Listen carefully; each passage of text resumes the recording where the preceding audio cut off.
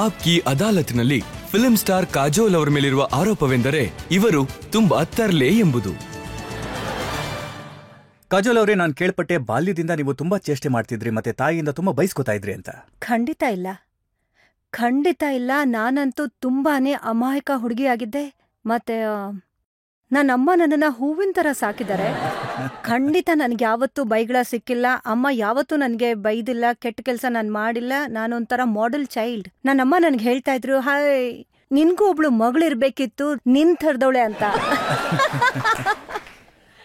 ಖಂಡಿತ ಹಾ, ನಾನು ಸ್ವಲ್ಪನೇ ನಾನು ಕೇಳ್ಪಟ್ಟೆ ಬೈಸ್ಕೊಂಡಿದ್ದೆಲ್ಲ ಹೊಡ್ಸ್ಕೊಂಡಿದ್ರಿ ಕೂಡ. ಈ ಸುಳ್ಳನ್ನ ಯಾರು ಹೇಳಿದ್ ನಿಮ್ಗೆ? ತುಂಬಾನೇ ಸಿಕ್ತಿತ್ತು ಆಕ್ಚುಲಿ. ತುಂಬಾನೇ ಹೊಡಿತಾ ಇದ್ರು. ನಾನು ತುಂಬಾನೇ ತುಂಟ್ ಹುಡುಗಿ ಆಗಿದ್ದೆ. ನಾನು ಡಿಫೆನ್ಸ್ ರೀತಿನಲ್ಲಿ ಹೇಳ್ಬೇಕು ಅಂತಂದ್ರೆ, ನಾನು ಒಂದು ಕಚೇರಿನಲ್ಲಿದ್ದೀನಿ, ನನ್ ಬಗ್ಗೆ ನಾನು ಡಿಫೆನ್ಸ್ ಮಾಡ್ಕೋಬೇಕು. ಈ ವಿಚಾರದ ಬಗ್ಗೆ ಅಂದ್ರೆ ನನ್ನ ಪ್ರಶ್ನೆ ಏನು ಅಂತಂದ್ರೆ, ಯಾವಾಗ್ಲೂ ನನ್ನ ಅಪ್ಪ ಅಮ್ಮನ್ಗೆ ಅವ್ರು ಯಾವಾಗ್ಲೂ ಈ ಕೆಲ್ಸ ಮಾಡ್ಬೇಡ ಅಂತ ಹೇಳ್ತಿದ್ರು. ನಾನ್ ಹೇಳ್ತಿದ್ದೆ, ಐ ವಾಸ್ ಲೈಕ್, ಯಾಕೆ ಮಾಡ್ಬಾರ್ದು? ವೈ ಯಾಕೆ ಮಾಡ್ಬಾರ್ದು? ನನ್ನ ಪ್ರಶ್ನೆಗೆ ನೀವು ಉತ್ತರ ಕೊಟ್ರೆ ನಾನು ಮಾಡ್ತಾ ಇರೋದು ತಪ್ಪು ಅಂತ ನನ್ಗೆ ಅನ್ಸಿದ್ರೆ ಖಂಡಿತ ನಾನು ಬಿಟ್ಬಿಡ್ತೀನಿ ಆ ಕೆಲಸ ಮಾಡೋದನ್ನ. ಒಂದ್ ವೇಳೆ ಇಲ್ಲ ಅಂತಂದ್ರೆ, ನನ್ ಪ್ರಶ್ನೆಗೆ ಉತ್ತರ ಸಿಗ್ಲಿಲ್ಲ ಅಂದ್ರೆ ನಾನು ಅದನ್ನ ಕಂಟಿನ್ಯೂ ಮಾಡ್ತೀನಿ ಮಾಡೋದನ್ನ. ಆದ್ರೆ ಏಟ್ ಬಿದ್ದ ಮೇಲೆ ನಿಮ್ಗೆ ಅದರ ಪರಿಣಾಮ ಏನು ಆಗ್ತಿರ್ಲಿಲ್ವಾ? 5 ನಿಮಿಷಕ್ಕೆ ಇರ್ತಾ ಇತ್ತು. 5 ನಿಮಿಷಕ್ಕೆ ತುಂಬಾ ಪ್ರಭಾವ ಇರ್ತಾ ಇತ್ತು. ಆಮೇಲೆ ಇಮ್ಮಿಡಿಯೇಟ್ಲಿ ಅಳೋದು ಗಿಳೋದು ಎಲ್ಲ ಶುರುವಾಗ್ತಾ ಇತ್ತು. ಆಕ್ಚುಲಿ ಹೊಡಿಯೋಕ್ ಮುಂಚೆನೆ ಅಳೋದು ಶುರುವಾಗ್ಬಿಡ್ತಾ ಇತ್ತು. ಹಾ, ಖಂಡಿತ 5 ನಿಮಿಷಕ್ಕೆ ಅದ್ರ ಪ್ರಭಾವ ಇರ್ತಾ ಇತ್ತು. ಹೇಳ್ಬೇಕು ಅಂದ್ರೆ 5 ನಿಮಿಷದವರೆಗೂ ಅಷ್ಟೇ ಆ ಪ್ರಭಾವ ಇರ್ತಾ ಇದ್ದಿದ್ದು. ಯಾವುದೋ ಒಂದು ಸಿನಿಮಾಗೋಸ್ಕರ ಫೋಟೋ ಶೂಟ್ ಮಾಡಿಸ್ಬೇಕು ಅಂತ ನಿಮ್ಮ ಕಸಿನ್ ನಿಮ್ ಜೊತೆ ಕಳಿಸ್ಕೊಟ್ಟಿದ್ರು. ನೀವು ಅವ್ರ ಜೊತೆಗೆ ಹೋಗಿದ್ರಿ. ನಿಮ್ ಫೋಟೋ ಕೂಡ ತೆಗೆದ್ರು. ನೀವು ಹೀರೋಯಿನ್ ಆದ್ರಿ, ಅವ್ರು ಹಾಗೆ ಉಳ್ಕೊಂಡ್ರು. ಅವಳೇನ್ ಹಿಂದೆ ಉಳಿಲಿಲ್ಲ. ಅವಳ ಬಗ್ಗೆ ಕತೆ ಹೇಳ್ಬಿಡ್ತೀನಿ. ಅವಳು ಪಿಕ್ಚರ್ ಅಲ್ಲಿ ಬರ್ಬೇಕು ಅಂತಿದ್ಲು. ಆ ಫೋಟೋ ಸೆಷನ್ ನೀವ್ ಹೇಳಿದ್ದು ಸರಿಯಾಗಿತ್ತು. ನಾನ್ ಅವಳಿಗೆ ಧೈರ್ಯ ಹೇಳೋದಕ್ ಹೋಗಿದ್ದೆ. ಆ ಫೋಟೋ ಸೆಷನ್ ಮಾಡ್ಸೋವಾಗ, ನಾನಿದ್ದೀನಿ, ನೀನ್ ಟೆನ್ಷನ್ ತಗೋಬೇಡ ಅಂತ ಹೇಳ್ತಿದ್ದೆ. ಈಗ ನನ್ ಕೈ ಹಿಡ್ಕೋ, ವಿ ವಿಲ್ ಬಿ ಟುಗೆದರ್, ನಾವ್ ಜೊತೆಲಿ ಇರೋಣ ಅಂತ ಹೇಳ್ದೆ. ಆಗ ನಾವಿಬ್ರು ಒಟ್ಟಿಗೆ ಹೋದ್ವಿ. ಅಲ್ಲಿ ಫೋಟೋಸ್ ಅನ್ನ ತೆಗೆಸ್ಕೊಂಡ್ವಿ. ಆಮೇಲೆ ಯುನೋ ಅವಳಿಗೆ ಒಂದು ಆಡ್, ಅದರಿಂದ ಒಂದು ಆಡ್ ಸಿಕ್ತು. ಮತ್ತೆ ರಾಹುಲ್ ಅಂಕಲ್ ನನ್ ಫೋಟೋನ ನೋಡಿದ್ರು. ಮತ್ತೆ ಅವ್ರು ನನ್ನ ಕೇಳಿದ್ರು, ಫಿಲ್ಮ್ ಮಾಡಕ್ ಇಷ್ಟ ಇದ್ಯಾ ಅಂತ. ಇನ್ನೊಂದ್ ವಿಷಯ ಹೇಳ್ತೀನಿ, ಅವಳು ಆಡ್ ಶೂಟಿಂಗ್ಗೆ ಅಂತ ಹೋಗಿದ್ಲು. ಆದ್ರೆ ಸಂಜೆ ಮನೆಗ್ ಬಂದ ಮೇಲೆ ಸುಸ್ತಾಗಿ, ಅಯ್ಯೋ ಇಲ್ಲ, ನನ್ ಕೈಲಾಗಲ್ಲ, ಐ ಕಾಂಟ್ ಡೂ ದಿಸ್ ಅಂತ. ಎಷ್ಟು ಕೆಲ್ಸ ಮಾಡ್ಬೇಕು, ನನ್ ಕೈಲಾಗಲ್ಲಪ್ಪ, ಐ ಕಾಂಟ್ ಡೂ ದಿಸ್ ಅಂತೆಲ್ಲ ಹೇಳಿದ್ಲು. ಮೊದಲನೇ ದಿನ ಶೂಟಿಂಗ್ ಮಾಡಿದಾಗ ನಿಮ್ಗೆ ಹೇಗನ್ನಿಸ್ತು? ಆಕ್ಚುಲಿ ನನ್ಗೆ ಕೆಲ್ಸನೇ ಇರ್ಲಿಲ್ಲ. ನಾನು ಆಕ್ಚುಲಿ ಫೋಟೋ ಸೆಷನ್ ಮಾಡ್ಸಿದ ಟೈಮಲ್ಲಿ ಗೌತಮ್ ರಾಜಾಧ್ಯಕ್ಷ ಅವರು ಕತೆ ಬರ್ದಿದ್ರು ರಾಹುಲ್ ಅಂಕಲ್ ಪಿಕ್ಚರ್ಗೆ. ಹಬೆ ಕುದಿದು ಮತ್ತೆ ಮಿಕ್ಕಿ ನನಗೆ ಮೇಕಪ್ ಮಾಡಿದ್ದು. ಐ ಥಿಂಕ್ ಅವರಿಬ್ರು ನನ್ನನ್ನ ಅಡಾಪ್ಟ್ ಮಾಡ್ಕೊಂಡ್ಬಿಟ್ಟಿದ್ರು. ಹಾ, ನೀನ್ ನನ್ನ ಮಗಳು, ನೀನ್ ನನ್ನ ಮೊಮ್ಮಗಳು ಅಂತ. ಮತ್ ನಾನು ಅವ್ರವಳು ಆಗ್ಬಿಟ್ಟಿದ್ದೆ ಆ ಸಮಯದಲ್ಲಿ. ಮತ್ತೆ ಆಗ ರಾಹುಲ್ ಅಂಕಲ್ ಶೂಟಿಂಗ್ ಶುರು ಮಾಡಿದಾಗ ಇಬ್ರು ನನ್ ಜೊತೆಗಿದ್ರು. ಆ ಶೂಟಿಂಗ್ ಅಲ್ಲೂ ಕೂಡ ನಾವು ಕೆನಡಾಗ್ ಹೋದ್ವಿ 40-50 ದಿನಕ್ಕೋಸ್ಕರ. ಅವಾಗ್ಲೂ ಕೂಡ ರಾಹುಲ್ ಅಂಕಲ್ ಶೆಡ್ಯೂಲ್ ಬಂದಿದ್ರು. ಮತ್ತೆ ಎಲ್ರು ನನ್ನನ್ನ ತುಂಬಾ ಚೆನ್ನಾಗಿ ನೋಡ್ಕೊಂಡ್ರು. ಆದ್ರೆ ತುಂಬಾ ಕೆಲ್ಸಾನು ಮಾಡಿಸ್ಕೊಂಡ್ರು, ತುಂಬಾನೇ ಕೆಲ್ಸ ಮಾಡಿಸ್ಕೊಂಡ್ರು. ನಾವೆಲ್ಲ ಸೇರ್ಕೊಂಡು ಹೇಗ್ ಕೆಲ್ಸ ಮಾಡಿದ್ವಿ. ಒಂದ್ ದಿನದಲ್ಲಿ 18 ಗಂಟೆಗಳ ಕಾಲ ಕೆಲ್ಸ ಮಾಡ್ತಾ ಇದ್ವಿ. ಅದು ನೆನೆಸ್ಕೊಂಡ್ರೇನೆ ಕೆನಡಾನಲ್ಲಿ ಭಯ ಆಗತ್ತೆ. ನಮ್ ಬಟ್ಟೆಗಳನ್ನ ನಾವೇ ತಗೊಂಡ್ ಹೋಗ್ತಾ ಇದ್ವಿ, ಸ್ಲಿಪ್ಪರ್ಗಳನ್ನ ತಗೊಂಡ್ ಹೋಗ್ತಾ ಇದ್ವಿ. Everything we did by our self. So ಇವಾಗ ಅದ್ರ ಬಗ್ಗೆ ಯೋಚಿಸಿದ್ರೆ ಅನ್ಸತ್ತೆ ಚೈಲ್ಡ್ ಲೇಬರ್. ಮತ್ತೆ ನಿಮ್ ಜೊತೆಗೆ ಕೆಲಸ ಮಾಡಿದಂತ ವ್ಯಕ್ತಿಗಳಿದ್ರಲ್ಲ, ಅವರು ಕೂಡ ತುಂಬಾ ಚೇಷ್ಟೆ ಮಾಡೋರೆ. ಶಾರುಖ್ ಖಾನ್ ನಿಮ್ಮನ್ನ ಸೈಕಲ್ ನಿಂದ ಬೀಳೋ ಹಾಗೆ ಮಾಡಿದ್ರು. ನೋಡಿದ್ರಾ, ಅವ್ರನ್ನ ಕಚೇರಿಗೆ ತರ್ಬೇಕಿತ್ತಲ್ವಾ ನೀವು? ಕರ್ಕೊಂಡ್ ಬಂದಿದ್ರಿ ಅಲ್ವಾ ಒಂದ್ಸಲ ನೀವು? ಆ ತರ ತುಂಟು ಕೆಲ್ಸಗಳನ್ನ ಮಾಡ್ತಾ ಇದ್ರೆ ಖಂಡಿತವಾಗ್ಲೂ ಕಚೇರಿಗಳನ್ನ ಹುಡ್ಕೊಂಡು ಹೋಗ್ಬೇಕಾಗತ್ತೆ. ಹೇಗ್ ಬಿದ್ದಿದ್ರಿ ಅಂದ್ರೆ ನಿಮ್ಮ ನೆನಪೇ ಹೊರಟೋಗಿತ್ತು. ಇಲ್ಲ, ಸೈಕಲ್ಗೆ ಮತ್ತೆ ನನ್ನ ಸಂಬಂಧ ಇದೆಯಲ್ಲ, ನನ್ಗನ್ಸತ್ತೆ ಏನೋ ಅನುಬಂಧ ಅಂತ. ನಾನ್ ಯಾವಾಗ್ಲೇ ಸೈಕಲ್ ಮೇಲೆ ಹೋದ್ರು ಅದ್ ಸೈಕಲ್ ಪ್ರಾಬ್ಲಮ್, ನನ್ ಪ್ರಾಬ್ಲಮ್ ಅಲ್ಲ. ಸೈಕಲ್ದೇನೋ ಪ್ರಾಬ್ಲಮ್ ಇತ್ತು, ಅದಕ್ಕೆ ಸೈಕಲ್ ಇಂದ ಬಿದ್ದು ಹೋಗಿದ್ದು ನಾನು. ಸೈಕಲ್ದೇ ತಪ್ಪು. ಅಂದ್ರೆ ನೆನ್ಪಿನ ಶಕ್ತಿ ಕಳ್ಕೊಂಡಿದ್ದು? ಹಾ, ಅದಂತೂ ಸತ್ಯನೇ. ಕರಣ್ ಮತ್ತೆ ಶಾರುಖ್ ನನ್ಗೆ ತುಂಬಾನೇ ಪ್ರಯತ್ನ ಪಟ್ರು, ನನ್ಗೆ ನಂಬ್ಸೋದಕ್ ಪ್ರಯತ್ನ ಪಟ್ರು ನಾನು ಹಿಂದೆ ನಿಂತ್ಕೊಂಡ್ ಡಾನ್ಸ್ ಮಾಡೋಳು ಅಂತ. ಮತ್ತೆ ಹೀರೋಯಿನ್ ಬೇರೆ ಇನ್ಯಾರೋ ಇದ್ರು ಪಿಕ್ಚರ್ ಅಲ್ಲಿ. ನೀನು ಹಿಂದೆ ಇದ್ದೆ, ಯು ಆರ್ ಅನ್ ಎಕ್ಸ್ಟ್ರಾ, ಈ ಪಿಕ್ಚರ್ ಅಲ್ಲಿ ಎಕ್ಸ್ಟ್ರಾ ನೀನು ಆದ್ರೆ ನನ್ನ ನೆನಪಿನ ಶಕ್ತಿ ವಾಪಸ್ ಬಂತು ಟೈಮಿಗೆ, ಥ್ಯಾಂಕ್ ಗಾಡ್. ಅಂದ್ರೆ ನಾನ್ ಕೇಳ್ಪಟ್ಟೆ ಅಜಯ್ ದೇವ್ಗನ್ ಅವರು ನಿಮ್ ಜೊತೆಗೆ ಮಾತಾಡಿ ಆ ಘಟನೆನ ಮತ್ತೆ ನೆನಪಿಸಿ ನಿಮ್ಗೆ ನೆನಪಿನ ಶಕ್ತಿನ ವಾಪಸ್ ತಂದ್ರು ಅಂತ. ಆಕ್ಚುಲಿ ನನ್ನ ನೆನಪಿನ ಶಕ್ತಿ ಹೋಗಿದ್ದಾಗ ಥ್ಯಾಂಕ್ ಗಾಡ್ ನನಗೆ ನೆನಪಿದ್ದು ಒಂದೇ ವಿಚಾರ. ಆ ವಿಚಾರದಲ್ಲಿ ಅದು ಅಜಯ್ಗೆ ಫೋನ್ ಮಾಡಿ, ಅಜಯ್ ಎಲ್ಲಿದ್ದಾರೆ, ನಾನು ಅಜಯ್ ಹತ್ರ ಮಾತಾಡ್ಬೇಕು, ಫೋನ್ ಮಾಡಿ ಅಂತ ಹೇಳ್ತಿದ್ದೆ. ಆಗ ಅವ್ರ ಫೋನ್ ಕಾಲ್ ಬಂತು, ಮತ್ ನಾನು ಅವ್ರ ಜೊತೆ ಮಾತಾಡ್ದೆ, ನನ್ನ ನೆನಪಿನ ಶಕ್ತಿನೂ ವಾಪಸ್ ಬಂತು. ಅಂದ್ರೆ ನೋಡಿ, ನೀವು ಬಿದ್ದಂತ ಅನೇಕ ಘಟನೆಗಳಿವೆ. ದಿಲ್ವಾಲೆ ದುಲ್ಹಾನಿಯಾ ಲೇ ಜಾಯೆಂಗೆ ಚಿತ್ರದಲ್ಲಿ ಒಂದು ಹಾಡು ಬರುತ್ತೆ, ಓ ದೀವಾನೆ ಹಾಡು. ಆಗ ಕೂಡ ಶಾರುಖ್ ಖಾನ್ ನಿಮ್ಮನ್ನ ಬೀಳ್ಸಿದ್ರು. ಒಂದ್ಸಲ ಸೈಕಲ್ ಇಂದ ಕೆಳಗಡೆ ಬೀಳ್ಸಿದ್ರು, ಇನ್ನೊಂದ್ಸಲ DA ನಲ್ಲಿ ಎತ್ಕೊಳ್ಳುವಾಗ ಬೀಳ್ಸಿದ್ರು. ಹೇಳಲೇ ಇಲ್ಲ, ಶಾರ್ಟ್ ಏನೋ ಮಾಡ್ಬೇಕಾಗಿತ್ತಂತೆ.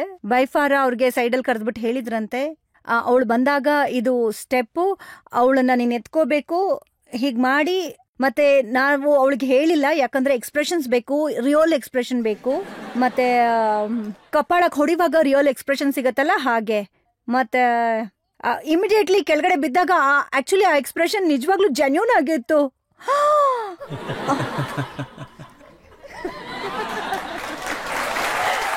ನಾನೇನು ಹೇಳಿಲ್ಲ.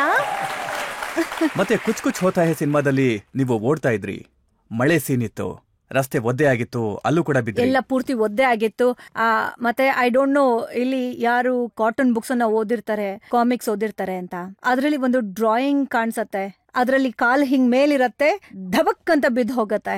ಆ ಕಾರ್ಟೂನ್ ಕ್ಯಾರೆಕ್ಟರ್ ಹೇಗ್ ಬೀಳತ್ತೋ ನಾನಂತೂ ಪೂರ್ತಿಯಾಗಿ ಅದೇ ತರ ಬಿದ್ದಿದ್ದೀನಿ. ಮತ್ತೆ ಮಧ್ಯರಾತ್ರಿ 12 ಗಂಟೆ ಆಗಿತ್ತು. ಅಂಡ್ ಮತ್ತೆ ಎಲ್ರು ಓಡ್ಕೊಂಡ್ ಬಂದ್ರು, ನನ್ ಮೇಲೆ ಕಂಬಳಿಗಳನ್ನ ಹಾಕಿದ್ರು. ಮಳೆ ಸೀಕ್ವೆನ್ಸ್ ನಡೀತಾ ಇತ್ತು, ಬಟ್ಟೆಗಿಟ್ಟೆ ಎಲ್ಲ ನೆಂದು ಹೋಗಿತ್ತು, ಒದ್ದೆ ಆಗಿತ್ತು, ತುಂಬಾ ಚಳಿ ಇತ್ತು. ಸೊ ಎಲ್ರು ಬೆಡ್ಶೀಟ್ಗಳನ್ನ ತಗೊಂಡ್ ಬಂದ್ರು, ನನ್ನ ಕವರ್ ಮಾಡ್ತಾ ಇದ್ರು. ಮತ್ತೆ ಕೆಳಗಿಂದ ನಾನು ಎಲ್ರು ಹೇಳ್ತಾ ಇದಾರೆ, ಓ ಗಾಡ್ ಈಗೇನ್ ಮಾಡೋದು, ಎಷ್ಟು ಅಳ್ತಿದ್ದಾಳೆ, ತುಂಬಾ ಜೋರಾಗಿ ಅಳ್ತಾ ಇದ್ದಾಳೆ ಬಿಕ್ಕಳಿಸಿ. ಆದ್ರೆ ನಾನು ನಕ್ಕು ಉಚ್ಚಿ ಹಾಕ್ತಾ ಇದ್ದೆ ಅಲ್ಲಿ.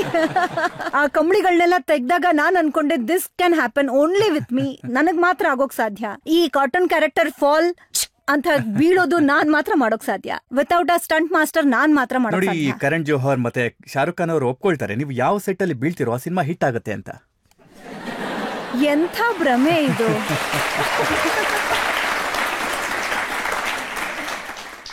ಅಂದ್ರೆ ಸ್ಟೋರಿ ಬಿಟ್ಬಿಡ್ಬೇಕು, ಸ್ಕ್ರಿಪ್ಟ್ ಮರ್ತು ಬಿಡ್ಬೇಕು.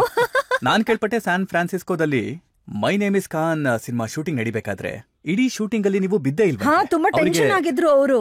ಪ್ರತಿದಿನ ಕೇಳ್ತಾ ಇದ್ರು, ನಿನ್ ಸ್ಲಿಪ್ಪರ್ ಸರಿಯಾಗಿದ್ಯಾ, ನೀನ್ ಇನ್ನೂ ಬಿದ್ದಿಲ್ಲ ಪಿಕ್ಚರ್ ಅಲ್ಲಿ. ನಾನು ಹೇಳ್ತಾ ಇದ್ದೆ, ಎಷ್ಟ್ ಕೆಟ್ಟವ್ರು ನೀವೆಲ್ಲ ಫ್ರೆಂಡ್ಸಾ? ಹಾ, ಏನ್ ಆಸೆ ಪಡ್ತೀರಾ ನಾನು ಬೀಳ್ಬೇಕು ಕೆಳಗಡೆ, ಹೇಗಾದ್ರೂ ಬೀಳ್ಲಿ, ಅದ್ ಹಿಂಗಾದ್ರೂ ಬೀಳ್ಲಿ, ಹೆಂಗಾದ್ರೂ ಬೀಳ್ಲಿ ಅಂತ. ಅಂದ್ರೆ ಅಲ್ಲೂ ಕೂಡ ಬಿದ್ರ? ಹೌದು.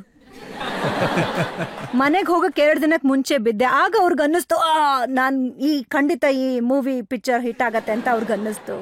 ಅವ್ರಿಗೆ ನಂಬಿಕೆನೇ ಇರ್ಲಿಲ್ಲ ಪಿಕ್ಚರ್ ಅಲ್ಲಿ, ಮ್ಯೂಸಿಕ್ ಅಲ್ಲಿ, ಕಥೆನಲ್ಲಿ. ನಾನ್ ಬೀಳೋದ್ರಲ್ಲಿ ಒಂದು ನಂಬಿಕೆ ಇತ್ತು. ಬಹುಶಃ ಅದಕ್ಕೆ ನಿಮ್ ತಂದೆ ನಿಮ್ಮನ್ನ ಮರ್ಸಿಡೀಸ್ ಬೆಂಜ್ ಅಂತ ಕರೀತಾ ಇದ್ರು. ಸದ್ಯಕ್ಕೆ ಅದು ಬಿದ್ದಿಲ್ವಲ್ಲ? ಆಕ್ಚುಲಿ ನನ್ನ ಡ್ಯಾಡಿಗೆ ನನ್ಗೆ ಹೆಸರಿಡ್ಬೇಕೆ ಆಸೆ ಪಡ್ತಾ ಇದ್ರು, ಮರ್ಸಿಡೀಸ್ ಅಂತ. ಆ ಹೆಸರು ಅವ್ರಿಗೆ ತುಂಬಾ ಇಷ್ಟ ಆಯ್ತು. ಆ ಮರ್ಸಿಡೀಸ್ ಕಂಪನಿ ಇದೆಯಲ್ವಾ, ಅವರು ಆ ಹೆಸರನ್ನ ತಮ್ಮ ಮಗಳಿಗೆ ಇಟ್ಟಿದ್ರು, ಆ ಕಂಪನಿ ಹೆಸರನ್ನ. ಅದಕ್ಕೆ ಅವ್ರಿಗೆ ಅನ್ನಿಸ್ತಾ ಇತ್ತು, ಅವ್ರ ಮಗಳಿಗೆ ಮರ್ಸಿಡೀಸ್ ಅಂತ ಹೆಸರಿಟ್ಟಾಗ ನಾನ್ ಯಾಕೆ ನನ್ನ ಮಗಳಿಗೆ ಮರ್ಸಿಡೀಸ್ ಅಂತ ಇಡಬಾರ್ದು ಅಂತ ನಾನು ಯೋಚಿಸಿದ್ರು. ಸೊ ಮಮ್ಮಿಗೆ ಡ್ಯಾಡಿಗೆ ಈ ವಿಚಾರದಲ್ಲಿ ತುಂಬಾ ಜಗಳ ಆಗಿತ್ತು. ಆಗ ಮಮ್ಮಿ ತುಂಬಾ ಸಮಾಧಾನವಾಗಿ ಉತ್ತರ ಕೊಟ್ಟಿದ್ರು, ಈ ತರ ಎಲ್ಲ ಆಗೋಕ್ ಸಾಧ್ಯ ಇಲ್ಲ.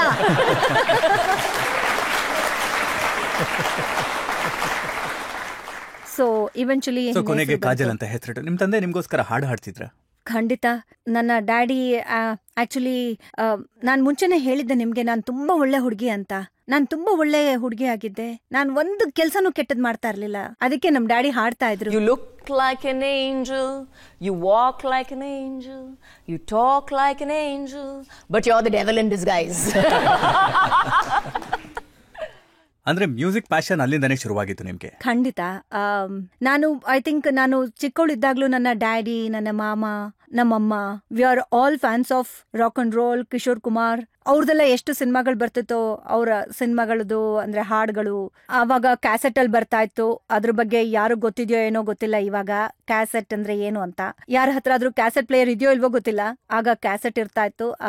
ನನ್ನ ಡ್ಯಾಡಿ ನನಗೋಸ್ಕರ ಯಾವಾಗ್ಲೂ 6 ತಿಂಗಳಿಗೆ ಒಂದ್ಸಲ ಒಂದು ಕ್ಯಾಸೆಟ್ ಅನ್ನ 6 ತಿಂಗಳಿಗೆ ಒಂದ್ಸಲ ಒಂದು ಕ್ಯಾಸೆಟ್ ಅಲ್ಲಿ ಎಲ್ಲಾ ಲೇಟೆಸ್ಟ್ ಹಿಟ್ಸ್ ಗಳನ್ನ ರೆಕಾರ್ಡ್ ಮಾಡಿ ತರ್ತಾ ಇದ್ರು. ಅದು ನನ್ಗೆ ತುಂಬಾ ದೊಡ್ಡ ವಿಚಾರ, ತುಂಬಾ ದೊಡ್ಡ ಗಿಫ್ಟ್ ಆಗಿತ್ತು ನನ್ಗೆ ಆ ಸಮಯದಲ್ಲಿ. That was a best gift. ಆದ್ರೆ ಕಾಜೋಲ್, ಎಂತ ಸಮಯ ಬರುತ್ತೆ ಅಂದ್ರೆ ನಿಮ್ಮ ಪ್ಯಾಷನ್ ಆದಂತ ಸಂಗೀತನ ನೀವು ಪಕ್ಕಕ್ಕಿಡ್ಬೇಕಾಗತ್ತೆ ಸಾಕಷ್ಟು ವರ್ಷಗಳ ತನಕ. ಹಾ, ಬಟ್ ಆದ್ರೆ ಅದು ಐ ಥಿಂಕ್ ನಾರ್ಮಲಿ ನ್ಯಾಚುರಲಿ ನನ್ಗೆ ಅರ್ಥನೇ ಆಗ್ಲಿಲ್ಲ ಅದು. ನಾನು ಯಾವಾಗ ಅದನ್ನ ಕೇಳೋದನ್ನ ಬಿಟ್ಬಿಟ್ಟೆ ಅಂತ. ಆ ಸಮಯದಲ್ಲಿ ನಿಶಾ ಹುಟ್ಟಿದ್ಲು. ಅವಳು ಹುಟ್ಟಿದಾಗ ಅಂದ್ರೆ ತಾಯಿ ಆದಾಗ ಅದು ಯಾವ ತರ ಆಗತ್ತೆ ಅಂತಂದ್ರೆ ಆ ವಿಚಾರದಲ್ಲಿ ನೀವು ಫೇಲ್ ಆಗೋಕ್ ಸಾಧ್ಯನೇ ಇಲ್ಲ. ನೀವು ಯಾವ್ದ್ರಲ್ಲಿ ಬೇಕಾದ್ರೂ ಫೇಲ್ ಆಗ್ಬೋದು. ಅಂದ್ರೆ ಜೀವನದಲ್ಲಿ ಫೇಲ್ ಆಗ್ಬೋದು, ಅಥವಾ ಕೆರಿಯರ್ ಅಲ್ಲಿ ಫೇಲ್ ಆಗ್ಬೋದು, ಹ್ಯಾಂಡಲ್ ಮಾಡ್ಕೋಬಹುದು. ಅದನ್ನ ಮ್ಯಾರೇಜ್ ಅಲ್ಲೂ ಫೇಲ್ ಆಗ್ಬೋದು, ಅದನ್ನು ಕೂಡ ಹೇಗೋ ಮ್ಯಾನೇಜ್ ಮಾಡ್ಬೋದು. ನೀವು ಏನೇ ಮಾಡಕ್ ಹೋದ್ರು ಒಂದ್ ವೇಳೆ ಅದರಲ್ಲಿ ಫೇಲ್ ಆದ್ರೆ ಅದನ್ನ ಖಂಡಿತ ಮ್ಯಾನೇಜ್ ಮಾಡಬಹುದು. ಆದ್ರೆ ಪ್ಯಾರೆಂಟ್ಹುಡ್ ಅದೊಂಥರ ಹೇಗೆ ಅಂದ್ರೆ ನೀವು ಕಾಂಟ್ ಅಕ್ಸೆಪ್ಟ್ ದ ಫ್ಯಾಕ್ಟ್ ನೀವು ಫೇಲ್ ಆಗ್ತೀರಾ ಅನ್ನೋದನ್ನ ಅಷ್ಟೇ. ಅಂದ್ರೆ ನೀವು ಎಷ್ಟ್ರ ಮಟ್ಟಿಗೆ ಹೋಗ್ತೀರಾ ಅಂದ್ರೆ ನೀವು ಅದಕ್ಕೋಸ್ಕರ ಏನ್ ಬೇಕಾದ್ರೂ ಮಾಡ್ತೀರಾ. I mean the best parent ever. And Nisha ಹುಟ್ಟಿದಾಗ ಮೊದಲನೇ 3 ವರ್ಷ ಅಂತೂ ಸಿರಿಂಜ್ ಮೆಷರ್ಮೆಂಟ್ ಅಲ್ಲಿ 10 ml ಇದ್ಯಾ, 5 ml ಇದ್ಯಾ, 3 ml ಇದ್ಯಾ, ಇಲ್ಲ 3.5 ml ಡಾಕ್ಟರ್ ಹೇಳಿದ್ದು 3.5 ml. ಈ 3.5 ml ನ ಯಾಕೆ 4 ml ಹಾಕಿದ್ದು? 4 ml ಬೇಡ ಅದು. ಸೊ ನಾನು ಹಾಗಿದ್ದೆ ಆ 3 ವರ್ಷ. ಮತ್ತೆ 3 ವರ್ಷದ ನಂತರ ಐ ರಿಯಲೈಸ್ಡ್ ನಿಶಾ ದೊಡ್ಡವಳಾಗಿದ್ದಾಳೆ ಸ್ವಲ್ಪ. I was little more relaxed. Sudden ಆಗಿ ನಂಗೆ ರಿಯಲೈಸ್ ಆಯ್ತು, ಅಯ್ಯೋ ಇಷ್ಟು ವರ್ಷ ನನ್ನ ಮ್ಯೂಸಿಕ್ ನ ಕೇಳಿಸ್ಕೊಂಡೇ ಇಲ್ಲ.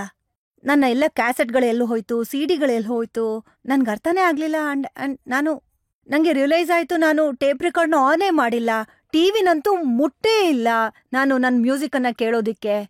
ಅಂಡ್ ಆಗ ನಾನು ದಟ್ಸ್ ನಾಟ್ ಮೀ, ನಾನು ಹೀಗಿರ್ಲಿಲ್ಲ. ನನಗೆ ಯಾವುದು ತುಂಬಾ ಇಷ್ಟ ಆಗಿತ್ತೋ, ಯಾವುದು ನನ್ನ ಪ್ಯಾಷನ್ ಆಗಿತ್ತೋ, ನಾನದನ್ನ ಅದ್ ಹೇಗ್ ಮರ್ತೋದೆ. ಆದ್ರೆ ಅದ್ ಹೇಗಾಯ್ತು, ಇಷ್ಟು ಆರಾಮಾಗೆ ನಿಧಾನವಾಗಿ ಆಗೋಯ್ತು, ಅದ್ ನನ್ಗೆ ಅರ್ಥನೇ ಆಗ್ಲಿಲ್ಲ.